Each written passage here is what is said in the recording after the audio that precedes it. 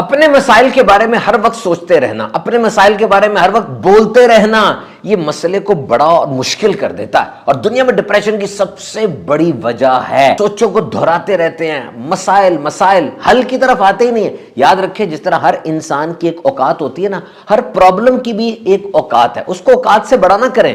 چوہا مارنا ہو تو اینٹی ایئر کرافٹ گن نہیں لاتے، چھوٹے سے ٹریپ کے اندر مر جاتا ہے وہ۔ جب ایسا ہو نا، اٹھ جائیں، ایکسرسائز کریں، رن ایرنڈز، تھوڑا چل کر آئیں، وہ جو سوچوں کی جگالی ہے نا وہ ٹوٹ جائے گی، اور وہ جو ابال آیا ہوا اوور تھنکنگ کا وہ سیٹل ہو جائے گا۔ اور مجھے بتائیں، جتنا کچھ آپ نے سوچا یہ کروں گا تو وہ ہو جائے گا، وہ نہیں کروں گا تو یہ ہو جائے گا، حقیقت میں کیا ہوا؟ 5 یا 10%، باقی صرف ایک ٹریپ تھا آپ کے مائنڈ کا۔